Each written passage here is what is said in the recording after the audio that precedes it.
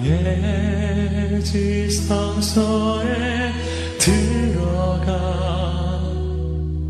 보좌하며.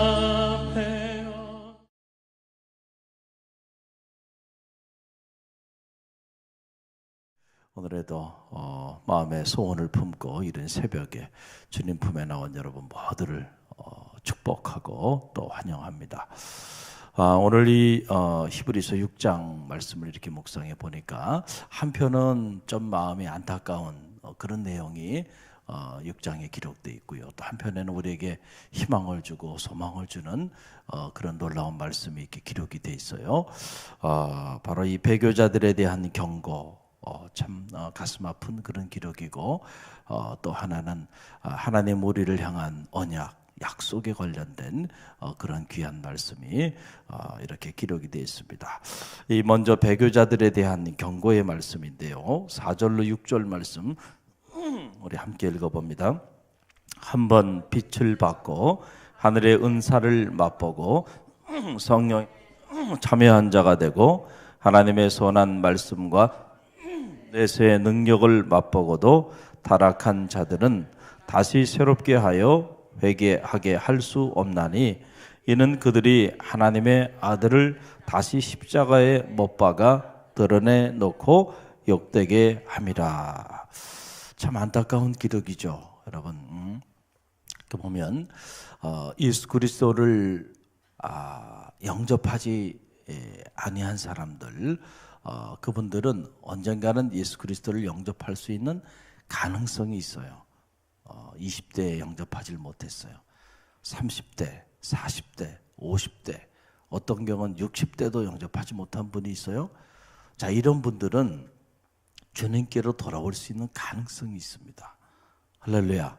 자, 주님 밖에 있지만 그러나 그들이 아직 복음을 접하지 못했고, 그리고 하늘의 신령한 맛, 신령한 빛, 그리고 구원의 영적 체험을 하지 못했기 때문에 그들은 그런 메시지를 강하게 듣게 되면 어느 순간에 돌아올 수 있는, 주님 품으로 올 수 있는 가능성이 커요. 그런데 정말로 안타까운 경우는 어떤 경우냐면 20대 주님을 영접했습니다. 30대, 40대, 50대, 60대 이렇게 신앙생활을 오래 하다가 시험에 빠져서 교회를 떠났어요. 이런 사람들은 참 다시 돌아올 가능성이 클까요? 죽을까요? 이런 사람들은 어려워. 오늘 이 말씀은 유대교에 있다가 기독교로 귀의한 거예요. 목숨을 걸고 귀의한 거죠. 그래서 오늘 성경 말씀 보게 되면 그들이 귀의해서 보니까 한번 빛을 경험했다. 하늘의 은사도 맛보았다. 성령의 능력도 체험했다. 내세의 그 비밀도 알게 되었다. 자, 그러니까 이제 믿음의 이 세계에 대하여 다 알게 되었는데 그들이 박해로 인하여 시험에 빠져서 그 세계를 버리고 다시 어디로 돌아간 거예요? 유대교로 돌아가 버린 사람들. 이 사람들은 다시 돌이켜 회개하여 주님 품에 돌아올 수 있는 그런 가능성이 없다. 그러면서 그 이유가 무엇이냐면 그들은 드러내놓고 주님을 다시 십자가에 못 박고 드러내놓고 주님을 욕보인 사람들이 되고 말았기 때문이다 라고 하는 사실이에요. 그래서 우리가 신앙생활 할 때에 저는 늘 그런 생각을 합니다. 시간이 지나면서 내 인생의 20대보다는 30대가, 30대보다는 40대가, 40대보다는 50대가, 50대보다는 60대가, 70대가, 80대가 점점 하나님 품에 가까이 가면 갈수록 점점 더 영화로워지고, 웨슬리의 말로 말하면 성화, sanctification이라고 그러죠. 그리스도의 완전에 더 이르는 그런 영적인 그런 모습으로 우리가 점점 변화되어 가야죠. 유효기간이 짧은 사람들은 열심히 젊을 때는 열심히 믿었다는 거예요. 그런데 그럼 지금은 어떻게 신앙생활하고 있어요? 중요한 건 지금이에요. 할렐루야. 그렇잖아요. 젊을 때 아무리 신앙생활 열심히 하면 뭐 하겠어요? 지금 그 신앙 다 팔아먹고, 그리고 지금 만약에 무신론자로 살아간다고 한다면 그게 무슨 소용이 있겠는가라고 해요. 하나님 부르시는 그날까지요, 달려갈 길을 다 달려가시길 바랍니다. 제가 늘 얘기하잖아요. 가을이 되면 늘 그 생각을 해요. 가을의 아름다운 단풍을 볼 때마다, 자, 단풍잎이요, 저게 이제 한 해를 보내고요, 그 푸르른 잎이 이제 자기의 때를 다 소진하고 마지막 가는 길이에요. 얼마나 아름다운 모습으로 마지막을 맞이하나요? 자연도 우리에게 이렇게 아름다움을 자기들이 가는 마지막 길에 선사하고, 그리고 그것이 땅에 뿌려져 또 다른 생명을 위한 밑거름이 되고 자양분이 되잖아요. 내 인생의 마지막도 잘했으면 좋겠다. 할렐루야. 아름다웠으면 좋겠다. 그리고 많은 이들에게 자양분이 될 수 있는 그런 마지막을, 인생의 마지막을 맞이했으면 좋겠다. 언젠간 마지막을 맞이할 텐데 부끄러운 모습으로 맞이하고 싶지 않은 거죠. 할렐루야. 여러분도 어떤 분들은 목사님 제가 나이가 몇 살인데요, 하루가 1000년 같고 1000년이 하루 같아요. 누구에게는? 하나님의 시간의 관점에서는 우리 인생사 100년 아무것도 아니에요. 하루도 되지 않는 시간이에요.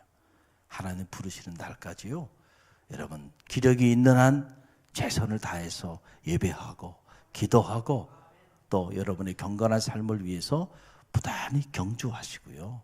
할렐루야. 그래서 어떤 경우도 이런 부끄러운 배교자의 반열에 여러분과 여러분의 가정, 자녀들이 서지 않기를 간절히 바랍니다. 할렐루야. 우리가 먼저 믿었다가 다시 주님을 배신하고 돌아간다면 드러내놓고 주님을 욕보이는 일이 되고, 드러내놓고 주님의 십자가를, 주님을 다시 한번 십자가에 못 박는 일이 되는데, 어떤 경우도 이런 일은 일어나지 말아야 한다. 할렐루야. 이런 경고의 말씀이 오늘 있는 거고요. 또 하나는 하나님의 약속에 관한 그런 말씀이죠. 14절에서 15절의 말씀인데, 저와 여러분이 함께 읽어봅니다. 이르시되 내가 반드시 너에게 복주고 복주며 너를 번성하게 하고 번성하게 하리라 하셨더니, 그가 이같이 오래 참아 약속을 받았느니라. 아멘. 아브라함에 대한 얘기죠. 아브라함. 저는 늘 가슴에 이 아브라함, 창세기 12장 말씀을 가슴에 품고 있습니다. 하나님이 아브라함에게 허락해 주신 언약이 있잖아요. 약속. 말씀이라고 하는 거는 약속이에요. 약속. 이거를 신학적인 용어로 언약, covenant라고 말을 하는 거예요. 그래서 구약 성경, Old Testament, 신약 성경, New Testament. Testament이라는 거는 계약, 약속, 언약이라고 하는 말이죠. 그러니까 하나님의 말씀은 우리를 향한 당신의 약속이에요. 사람의 약속은 상황에 따라 달라지죠. 그러나 하나님의 약속은 변함이 없어요. 반드시 하나님께서 약속하신 바는 이루어 주시는 분이십니다. 자, 그런데 아브라함에게 하나님이 약속하신 거예요.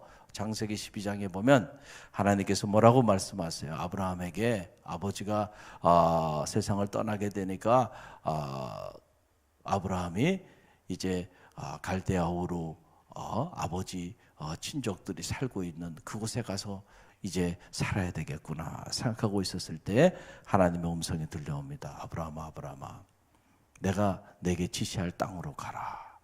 그 얘기예요. 너 마음의 계획 내려놓고 내가 너에게 지시하는 그곳으로 가 라고 하는 얘기죠. 쉬운 일이 아니죠. 우리가 이렇게 마음에 어떤 일을 품고 계획하고, 자, 나는 이렇게 할 거야, 그리고 결심하고 계획을 하고 이렇게 추진을 하잖아요. 그런데 갑자기 하나님의 음성이 들려와요. 너 그거 다 내려놓고 그거 하지 말고 이거 해. 이리로 가지 말고 이거 해. 너 이런 생각 가졌는데 그러지 말고 이렇게 해. 때로는 주의 종을 통해서도 이야기해 주시죠. 말씀을 통해서도 이야기해 주세요. 할렐루야. 그런데 내 생각, 내 계획, 내 고집 그 내려놓는 거 쉽지는 않죠. 자, 그런데 하나님께서 아브라함에게 내가 내게 지시할 땅으로 가라. 그게 어디예요? 갈 바를 알지 못했다. 한 번도 가보지 않은 곳인데 그곳으로 가라는 거예요. 그러면서 하나님께서 약속을 해주십니다. 그 약속이 바로 내가 너로 큰 민족을 일으키게 할 거다. 내 이름을 창대케 할 거다. 그리고 복의 근원이 되게 할 것이다. 너를 축복하는 자를 내가 축복하고 너를 저주하는 자를 내가 저주할 거라는 거예요. 할렐루야. 이 세 가지 이 언약 약속은 아브라함에게만 허락하신 것이 아니고요. 믿음의 조상이 됐잖아요. 우리의 믿음의 영적으로 믿음의 아버지가 됐잖아요. 그 믿음의 유산이 우리에게도 다 내리워져 있는 거죠. 여러분에게도 주신 약속이에요. 하나님이 여러분을 통해서 반드시 큰 민족을 이룰 겁니다. 이름이 창대케 될 거예요. 복의 근원이 될 거예요. 어떤 자들에게? 여러분, 내 계획 내려놓고 하나님의 뜻을 따라 믿음으로 순종하며 나가는 자들에게, 그리고 이 언약이 나와 우리 자녀들을 통하여, 우리 교회를 통하여 허락해 주신 언약이라고 하는 사실을 믿음으로 확신하고, 그리고 그 말씀을 붙잡고 기도하는 자들에게는 반드시 그런 역사가 나타나는 거예요. 여러분은 그냥 왔다가 사라지는 인생들이 아니에요. 저 또한 그렇습니다. 반드시 하나님이 저를 통하여 큰 민족을 이루어 주실 겁니다. 저는 확신합니다. 제 이름을 창대케 해 주실 거예요. 저로 하여금 복의 근원이 되게 해 주실 거예요. 저한테만 그런 게 아니고 여러분에게도 그렇대요. 여러분에게도. 저는 이 창세기를 묵상한 이후에 이 말씀을 내려놓은 적이 없어요. 제 가슴 속에. 하나님이 저와 저희 자녀들을 통하여, 하나님의 섬기는 교회들을 통하여 앞으로 섬길 저 세계 열방, 내년에는 우리가 전 세계를 품고 선교의 지경을 넓힐 겁니다. 할렐루야. 그래서 5대주 6대양을 품고 갈릴리 교회가 복음의 그런 진원지 역할들을 하게 될 텐데, 이런 일들을 통해서 큰 민족을 이루고 이름이 창대케 되고 복의 근원이 되는 역사. 아브라함에게 이 약속 줬잖아요. 그런데 그 약속이 이루어지는 과정을 보니까 기다리고 또 기다렸다. 오늘 성경에도 히브리서에도 그렇게 기록하고 있잖아요. 아브라함 75세에 언약하셨는데 하나님이 하늘의 별처럼 저 해변의 모래알처럼 너를 정말 열국의 아비가 되게 하고 내 아내는 열국의 어미가 되게 할 것이다. 그랬는데 100세가 될 때까지 여러분, 하나님이 아무것도 허락해 주지 않은 거예요. 그러니 그 세월을 기다리고 또 기다린 거 아닙니까? 할렐루야. 여러분 잘 기억하시기 바랍니다. 하나님의 약속은 언제 이루어지냐면 하나님의 때가 참에 이루어지는 거예요. 하나님의 때. 내 때가 아니라니까요. 여러분들이 어떤 자녀를 위해서든 또는 가정을 위해서든 어떤 경제적인 사업을 위해서든 뭘 위해서든 간에 기도할 때, 기도 제목을 내놓을 때 보면 언제나 그 기도 제목 이면에는 여러분들이 정해놓은 때가 다 있어요. 때가. 요 기도 제목은 올해 안에, 요 기도 제목은 내년 한 6월쯤에, 요 기도 제목은 최소한 올해를 넘기면 안 되고 한 달을 넘기면 안 되고 이건 일주일 안에 해결돼야 되고, 여러분 나름대로 다 때를 정해놓고 있어요. 때를 정해놓고. 근데 그건 여러분의 때예요. 하나님은 하나님의 때에 응답하십니다. 할렐루야. 아브라함에게 약속하신 하나님, 여러분 그게 25년의 세월이 지나서야 아들 하나 주잖아요. 그렇게 더디 이루어질 줄 누가 알았겠어요. 그러나 기다리고 또 기다렸다. 때가 참에 하나님이 그를 열국의 아비로 들어쓰시잖아요. 그 이전에는요, 아브라함이 그런 인물이 되지 않은 거예요. 아브라함이 가나안 땅에 가서 기근이 와서 먹고 살기 어려워지니까 금방 하나님 언약 약속 다 때려치고 어디로 가요? 애굽행을 선택하잖아요. 애굽에 가서 먹고 살기 위해서. 그런 아브라함을 믿음의 조상, 열국의 아비로 삼을 수 있어요? 한번 생각해 보세요. 하나님의 때가 이르지 않았다는 건 아직은 아브라함이 그런 인물이 못 된 거야. 하나님이 그를 축복해 줄 만한 그런 그릇이 안 돼. 더 훈련이 필요해. 할렐루야. 아직 준비되지 않은 아브라함에게 하나님이 축복해 주면요, 아브라함이 교만해지고 그리고 하나님의 뜻을 이루는 쪽보다는 거슬리는 쪽으로 갈 확률이 훨씬 높아요. 축복은 함부로 아무 때나 해주면 안 돼요. 그게 축복이 되는 게 아니라 독이 될 수 있다는 거예요. 그래서 축복을 누리고 나누고 받을 만한 그런 그릇이 됐을 때 하나님은 그때 그를 축복해 주시더라고요. 그 중요한 거는요, 하나님 왜 나를 축복하지 않아요? 우리 가정을 축복하지 않아요? 그런 얘기 하지 마요. 아직 내가 때가 되지 않았구나. 내가 아직 부족하구나. 내가 하나님에게 쓰임받을 만한 그런 그릇이 아직 되지를 못했구나. 그렇게 생각하는 게 옳아요. 그게 아브라함을 훈련시키시고 연단시키셔서 오직 그가 나가 가는 길을 하시나니 그가 나를 단련하신 후에는 나를 정금같이 나오리라 했잖아요. 할렐루야. 그래서 25년의 세월이 필요했던 거예요. 그 세월을 아브라함은 수없이 무너졌고 또 무너졌지만 그때마다 하나님이 오셔서 말씀하시고 또 세워주시고 또 세워주시고, 그래서 결국 아브라함이 자기 아들 독자 이삭을 하나님의 말씀에 순종해서 100세에 얻은 그 아들조차 하나님의 말씀에 따라 제물로 바치기로 결심하고 나가는 이런 믿음의 사람이 되잖아요, 결국. 할렐루야. 그랬을 때 하나님이 그를 열국의 아비로 들어쓰시기 시작하는 거예요. 여러분 언제나 그렇습니다. 믿음은 나의 스케줄에 하나님의 스케줄을 맞추는 것이 아니에요. 하나님의 스케줄에 나의 스케줄을 맞추는 거예요. 할렐루야. 꼭 기억하시기 바랍니다. 여러분 신앙생활 하면서 하나님의 언약이 여러분 가운데 반드시 이루어지는데 그 이루어지는 과정은 내 스케줄에 따라 이루어지는 게 아니고요, 하나님의 스케줄에 따라서 이루어진다는 사실을 꼭 기억하시고요. 신앙생활 하면서 이 기본적인 이 사실을 몰라서 기도하다 낙심하고 신앙생활 하다가 여러분 시험에 빠지고 그런 분들이 너무너무 많아요. 이 단순한 영적 원리를 모르기 때문에. 그래서 내 때에 응답하지 않고 내가 생각했던 대로 내 생각대로 이루어지지 않았다고 해서 낙심하고 시험에 빠지고 하던 것들을 내려놓는 이런 안타까운 일들이 있어요. 하나님을 생각하세요. 우리의 때를 넘어서 하나님의 때가 있다니까요. 이걸 우리 카이로스라 그래요. 우리 시간은 크로노스의 시간이지만 하나님의 시간은 이 카이로스의 시간이 임합니다. 그것은 그냥 흘러가는 시간이 아니죠. 그 시간은 시간과 공간을 초월하는, 우리 시간을 넘는 초월적 시간이에요. 그 시간이 쫙 임하면요, 상상도 하지 못했던 일들이 펼쳐지기 시작하는, 한순간에 하나님의 페이지를 바꿔버리는 겁니다. 놀라운 일들이 일어나는 거예요. 할렐루야. 제가 목회하면서도 이렇게 보니까, 제가 갈릴리 교회 와서 3년 동안 우리 유치부의 아이들이 한 3명 있었습니다. 3명. 아이들이 없는 거, 아이들이 없어요. 그때 유치부 부장 선생님이 너무너무 힘들어서 저한테 고개를 못 드는, 내가 위로했어요. 당신의 잘못이 아니다. 어린아이가 없는데 이걸 어떻게 하겠느냐. 저도 안타깝고 혼도 안타까웠어요. 딱 만 3년을 기점으로 딱 넘어가니까요, 아이들이 막 생기기 시작하는 거야. 할렐루야. 그 인력으로 되는 일이 아니잖아요, 이게. 그러더니 갑자기 그냥 유치부가 막 그냥 어떻게 돼요? 자리가 없을 정도로. 놀라운 일이죠.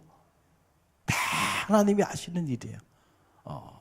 그 기도하는 마음으로 낙심하지 않는 게 중요해요. 낙심하지 않고 꾸준히 이렇게 기도하면서 하나님 살아계시니까 신실하게 때를 얻든지 못 얻든지 뭐 하라는 거예요? 여러분 다 최선을 다해서 자기 자리를 지키고 나가다 보면요, 반드시 하나님의 때가 이루어지면요, 하나님 놀랍게 역사하여 주시는 거예요. 낙심할 필요가 없어요. 하나님 살아계시니까. 할렐루야. 우리가 포기하지 않고, 우리가 무너지지 않고, 우리가 기도의 자리, 말씀의 자리, 섬김의 자리에 우리가 그 자리를 지키는 한 하나님의 때가 임하면 반드시 하나님이 약속하신 거, 언약하신 거 이루어 주신다니까요. 할렐루야. 오늘도 이 믿음을 가지고 기도하는 새벽이 되기를 주님의 이름으로 간절히 축원드립니다.